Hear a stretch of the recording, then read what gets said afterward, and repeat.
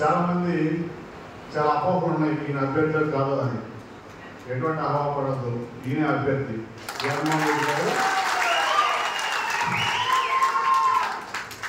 ఆయన్ని యోగి రమేష్ గారిని నన్ను పిలిచి అప్పుడు మన ఎన్డీపీను రాము గారి కొంతమంది కూడా ఉన్నారు ఆ రోజున. తిరుపతిరావు యాదవ్ గారిని నేను ఇక్కడ మైలవరం నియోజకవర్గానికి అభ్యర్థిగా ప్రకటిస్తున్నాను అని చెప్పినప్పుడు మేమంతా కూడా ఉన్నాం. ఆ తర్వాత కొంతమంది ఈయన అభ్యర్థి కాదు, మళ్ళీ మారుతున్నాడు, అది ఇది అపోహలు ఉన్నాయి. అటువంటి అపోహలు ఏమి పెట్టుకోవద్దు. తిరుపతిరావు యాదవ్ గారే ఇక్కడ మైలవరం అభ్యర్థి, పోటీ చేస్తున్నాడు, గెలుస్తున్నాడు, మైలవరంలో చరిత్ర తెర రాస్తున్నాడు. ఎంతమంది ఎంత డబ్బు ఖర్చు పెట్టినా, ఎవరు అభ్యర్థి అయినా, ఇక్కడ వసంత కృష్ణ ప్రసాద్ మళ్ళీ టీడీపీలో వచ్చినా, లేకపోతే దేవినేని ఉమా పోటీ చేసినా, నేరుగా చంద్రబాబు పవన్ కళ్యాణ్ కలిసి ఇక్కడ పోటీ చేసిన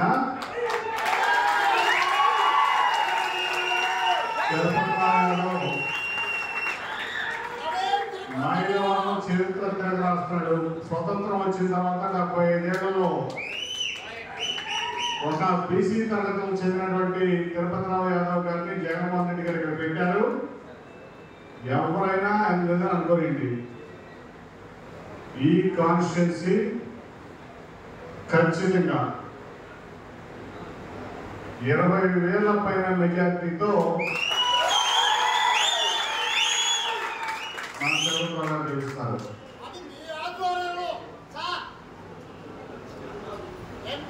ఇందాక మాస్టర్లు మాట్లాడుతూ చెప్పారు, మేము కృషి చేస్తాం, 5,000 అటు ఉంటుందని. మీ అంతా ఓల్డ్ స్కూల్ మాస్టరు మాట్లాడేది. 14 ఎలక్షన్ వేరు, 19 ఎలక్షన్ వేరు, 24 ఎలక్షన్ వేరు. నేను చెప్తున్నా,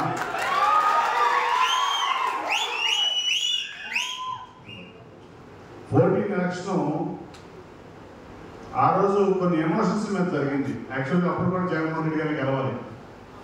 మీరు నాకు చెప్పింది 5,000 గెలుస్తారని చెప్పి, కొంచెం అటు ఇటు 5,000 గెలుస్తాను, తప్పు మాట్లాడు, ఏమనుకోమండి, నేను కరెక్ట్ చేస్తాను. 20,000 దాటి అంటారు పైన. యాక్చువల్గా నిజం చెప్పాలంటే పోటీల్లో కూడా జగన్మోహన్ రెడ్డి గారు ముఖ్యమంత్రి అవ్వాలి. కానీ అప్పుడు ఉన్న టైంలో ఎమోషన్స్, ఈ కాంగ్రెస్ పార్టీ ఈ రాష్ట్రాన్ని మోసం చేయటం, అట్లాగే ఈ రాష్ట్రానికి ఒక అనుభవజ్ఞుడైన ముఖ్యమంత్రి అని చెప్పి మీడియా ద్వారా నమ్మి ప్రజలందరూ కూడా చంద్రబాబు ముఖ్యమంత్రిని చేశారు. తర్వాత చంద్రబాబు నాయుడు గారు పూర్తిగా విఫలమయ్యాడని తెలుసుకుని ప్రజలు నిజంగా మనం మోసపోయామని చెప్పి జగన్మోహన్ రెడ్డి గారిని ముఖ్యమంత్రిని చేశారు. ఆ రోజు చంద్రబాబు నాయుడు ప్రజల నమ్మకాన్ని వమ్ము చేశాడు. సరే మళ్ళీ ఒకసారి ఛాన్స్ ఇద్దాం జగన్మోహన్ రెడ్డి గారికి అని చెప్పి ప్రజలు జగన్మోహన్ రెడ్డి గారికి ఛాన్స్ ఇచ్చారు. జగన్మోహన్ రెడ్డి గారు ప్రజల నమ్మకాన్ని నిలబెట్టుకున్నాడు. ఈ రోజున రేపు ఎలక్షన్ గెలిచేది చేసిన నానియో, తిరుపతిరావు యాదవ్, ఇంకోళ్ళ కాదు, కేవలం ప్రజలకి జగన్మోహన్ రెడ్డి గారి మీద నమ్మకమే ఈ ఎలక్షన్ గెలిపిస్తుంది. నువ్వు నేను అదే చెప్తున్నా, తమకు సైలెంట్గా ఉంటుంది. ఏంటంటే డిస్టర్బ్ చేస్తే మా మైండ్లో చాలా మంది వెళ్ళిపోతా ఉంటాయి. మైండ్లో ఉత్సాహం అయితే కొంచెం తర్వాత తెలుసుంటుంది.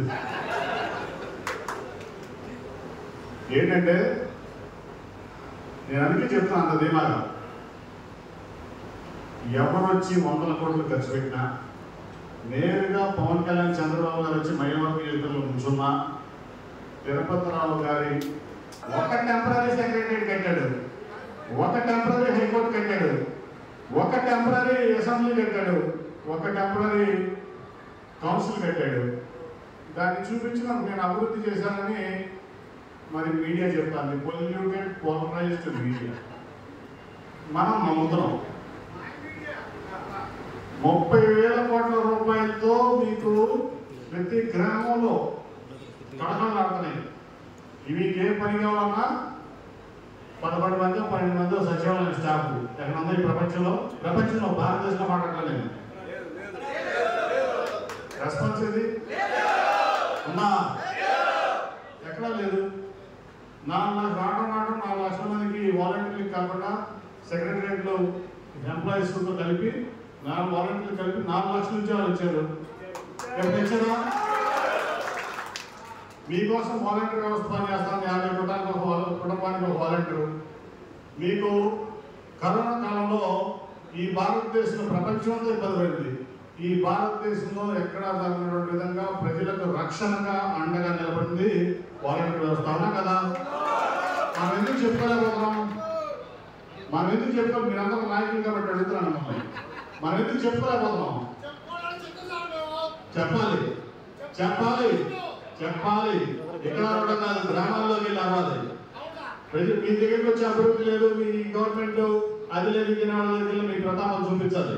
అంటే మొట్టమొదటి మాటలు చెప్పాలి. ఇవన్నీ ఇంకా ఏమైనా డేటా కావాలంటే కేసీ మోహన్ కావాలంటే శివరాం ప్రసాద్ గారు మీకు ఇస్తారు. పేపర్లో ప్రింట్ అవుట్ తీసాం, వాట్సాప్ రూపంలో. మేము ఈ 45 రోజుల్లో రీసెర్చ్ చేసి చెప్తున్నాం. ఇవన్నీ పుట్టి మాటలు చెప్పట్లా.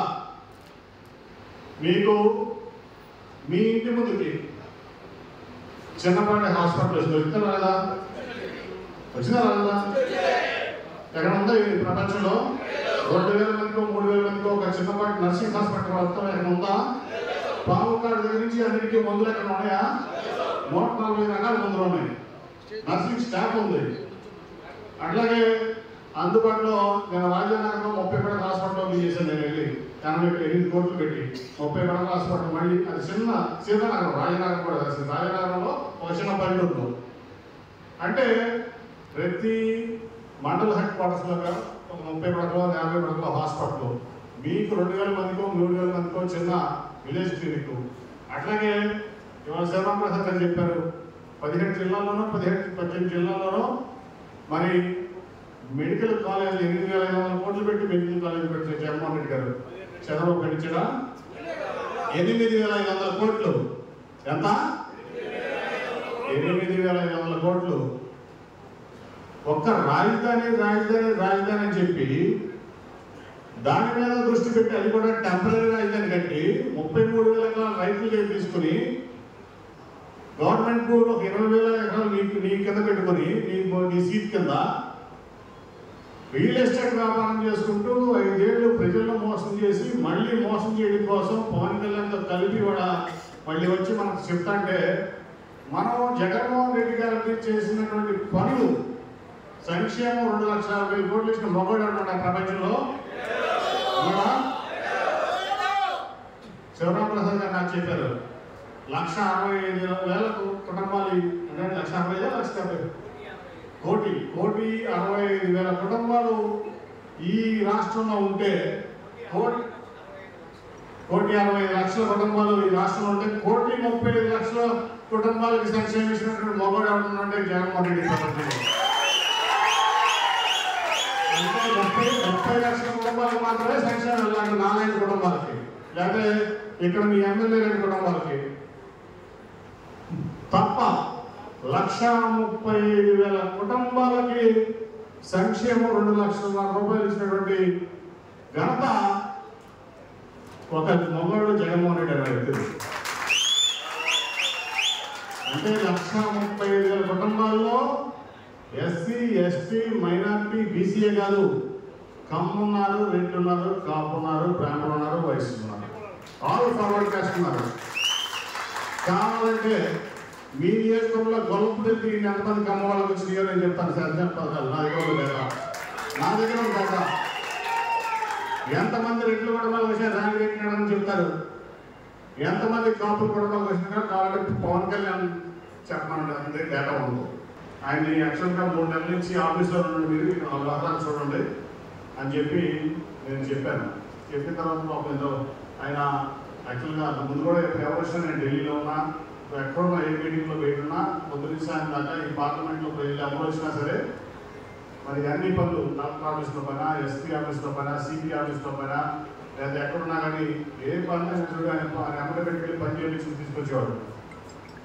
అటువంటి వ్యక్తిని వాళ్ళ కావాలని చెప్పి నేను మీ అందరికీ పరిచయం చేద్దాం అని చెప్పి నేను తీసుకొచ్చాను. ఆయన నాకు చెప్తా ఉన్నారు. మీ అందరికి ఎందుకు చెప్తున్నా అంటే విషయం, జగన్మోహన్ రెడ్డి గారు సంక్షేమం ఒకే చేశారని మీరు అనుకోవద్దు. 2.5 లక్షల కోట్లు సంక్షేమం చేశారు. అంటే మన కార్యకర్తలకి నాయకులకి ఏంటంటే ఒక రకమైనటువంటి అపోహ ఉంది. ఏంటంటే అపోహ, ఈనాడు పేపర్లో రాస్తున్నారు, జ్యోతి పేపర్లో రాస్తున్నారు, టీవీ5లో మోగుతున్నారు, లేకపోతే సోషల్ మీడియాలో అభివృద్ధి జరగలేదు ఈ రాష్ట్రంలో, అభివృద్ధి జరగలేదు ఈ రాష్ట్రంలో, అసలు ఏమీ లేదు, ఈ రాష్ట్రం నాశనం అయిపోయింది, ఈ రాష్ట్రానికి మళ్ళీ చంద్రబాబు దిక్కు, చంద్రబాబు వచ్చేస్తున్నాడు చెప్తున్నాడు. నేను నిన్న అసలు ఇవన్నీ మన ప్రాంతం వదిలిపెట్టేది. నిన్న జక్కంపూడి రాజా గారు రాజానగరం రమ్మంటే వెళ్ళారు ముఖ్య అతిథిగా. కొన్ని అభివృద్ధి కార్యక్రమాలకి శంకుస్థాపన, కొన్ని అభివృద్ధి కార్యక్రమాలకి ప్రారంభోత్సవాలు చేస్తున్నాం. రాజానగరం అంటే ఒక రూరల్ నియోజకవర్గం. 1100 కోట్ల రూపాయలు అభివృద్ధి జరిగింది అక్కడ. ఎంత? 1100. నేను ఆశ్చర్యపోయాను. మీరు నమ్మండి. మరి మైరోడ్లో ఎందుకు జరగలేదు? మైరోడ్లో జరగలేదని చెప్పి ఇక్కడ ఎమ్మెల్యే ఎందుకు అంటున్నాడు? నాకు ఆత్మీయుడే, కానీ పార్టీ ఆ రోజు కూడా మీరు చూశారు. 200 ఎలక్షన్లో ఆయన పార్టీ అయింది, నా పార్టీ నాది. ఇవాళ చెప్తాను, వాళ్ళు నేను వైఎస్ఆర్ పార్టీలో ఉన్నా, మీ ఎమ్మెల్యే అభివృద్ధి లేదని ఎందుకు అంటున్నాడు? ఎందుకు చేయించుకోలేకపోయాడు అంటే నేనేమన్నాలి? సమర్థత లేదన్నా మీ ఎమ్మెల్యేకి, ప్రజెంట్ ఎమ్మెల్యే ఏమన్నా? పక్కన నందిగామ నియోజకవర్గంలో అభివృద్ధి జరుగుతుంది. మీరు అడగండి, ఈ పక్క నియోజకవర్గం కదా, మీ ఎమ్మెల్యే గారు సొంత ఇల్లే కదా. ఎక్కడుంది ఆయన సొంత ఇల్లు? హైదరాబాద్లోనే కదా. అరుణ్ కుమార్ దగ్గర ఎమ్మెల్యే జగన్మోహన్ రావు దగ్గర డేటా తెప్పించుకోండి, ఎంత జరిగింది అక్కడ అభివృద్ధి. మీ మహిళలు ఎందుకు జరగలా అంటే నువ్వు అంటున్నావు జరగలేదని. ఎందుకు జరగలా? నేను స్ట్రైట్ కోసం వసంతిస్తానని అడుగుతున్నా. ఎందుకు జరగలా? జగ్గపేటలో ఉదయనారాయణ గారు ఆయన అడిగి తీసుకోండి డేటా, ఎంత అభివృద్ధి జరిగింది. నీ దగ్గర ఎందుకు జరగలా? మొన్న ఉదయనారాయణ గారు 150 అడుగులతో జాతీయ జెండా గవర్నర్ గారితో ప్రారంభోత్సవం చేస్తే నేను వెళ్ళాను. సెంట్రల్ లైటింగ్ పెట్టించాడు నగరం అంతా. అక్కడ ఒక లేక్ చెరువుంటే దాన్ని అంతా బ్యూటిఫై చేశాడు బ్రహ్మాండంగా. అదేంటి మన హుస్సేన్ సాగర్ లేక్ లాగా, అంత పెద్దది కాకపోయినా. అట్లాగే అనేక కార్యక్రమాలు చేశాడు ఆయన. నీవు ఎందుకు తెచ్చుకోలేకపోతే ముఖ్యమంత్రి గారికి అభివృద్ధి? 1100 కోట్ల రూపాయలు రాజానగరానికి అభివృద్ధి చేసినప్పుడు ముఖ్యమంత్రి గారు నువ్వు నీకెందుకు ఇవ్వలేదు? నువ్వెందుకు తెచ్చుకోలేకపోయావు? నువ్వెందుకు చేపిస్తావు?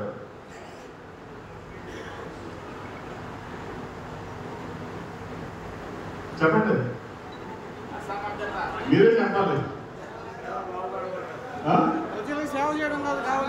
నేను అనేది ఏంటంటే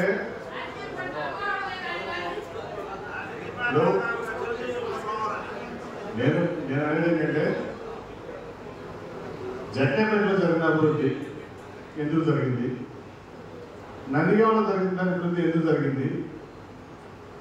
తిరువురులో జరిగిన అభివృద్ధి ఎందుకు జరిగింది?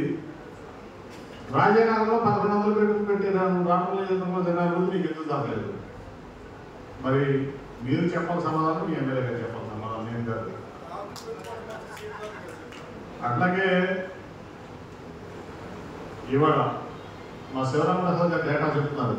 ఆయన యాక్చువల్గా చెప్తాను అనుకుని నేను తీసుకొచ్చాను. ఈసారి నేను చెప్తాను. రోజు 30,000 కోట్ల రూపాయలతో జగన్మోహన్ రెడ్డి గారు మీ వద్దకు పాలన తీసుకొచ్చాడు.